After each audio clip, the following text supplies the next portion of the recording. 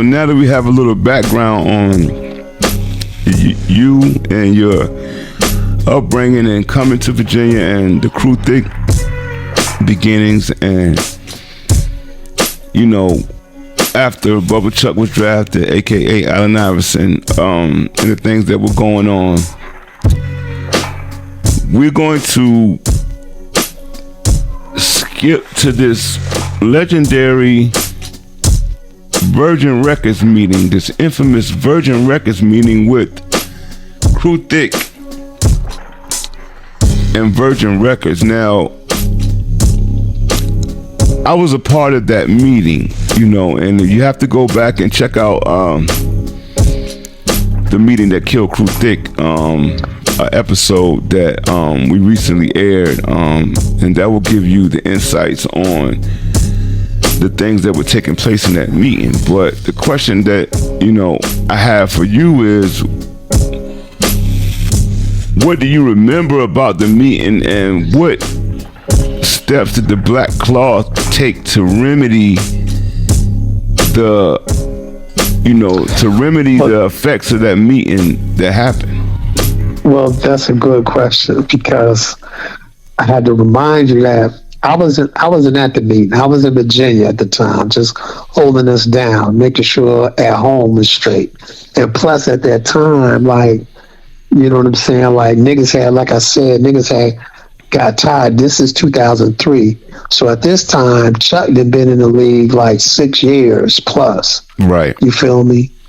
But we still ain't on. We still ain't known. We still don't got a bag. We not rich. We not famous. We not doing what we love. We love to murder MCs. We love to make records. That's what the fuck we did.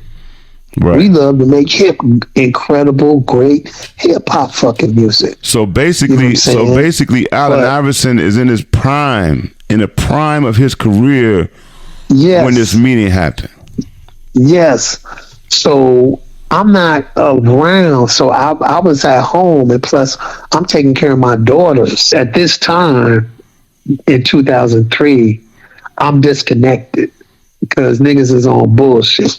And what I mean by niggas, I'm talking about niggas in the Matrix. I'm talking about Chuck, you know, E, Ty Gracie, and then at this time, Ra's gone. Ra got killed. Ra's not around. So now, as far as CRU THIK, which is really the CRU THIK, which is the MCs, we Mike Nice. CRU THIK, Die Nasty Raiders, Iron Curtain, Mike Nice, underground terrorist cult since 1990. You feel me? Right. But then you got other members of CRU THIK that don't got nothing to do with the music, but are heavily involved and heavily influenced on the decision making of what direction CRU THIK going, like Arnie, Marlon, Gold, these type of people. Right. Which Chuck is allowing to happen. Right. You know what I'm saying? So I'm digging in your chest like, fuck niggas.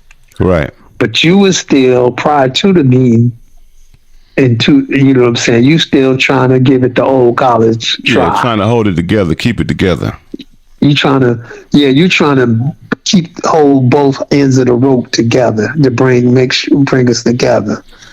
But I'm like, we don't need, Chuck to get a deal. I always tell you, we don't need Chuck to get a deal. We don't need me, so when you happened at the meeting and you went and signed that contract with Woody, which is Chuck's Jewish lawyer, and Chuck at the hotel after the Virgin meeting, I was so pissed off at you, I cursed you out. Right.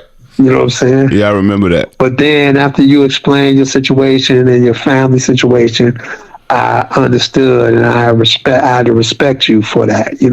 Once you made me see what the circumstances was, you know what I'm saying? Mm-hmm. I was just pissed off because, I know, nigga, you at this time, you the nigga, you know what I'm saying? Right. Ain't nobody on the fucking planet fucking with you, you know what I'm saying? Straight but like at that. The same time, shit was real, and circumstances with your family, you know what I'm saying? So I had to respect it. But then now, after that meeting,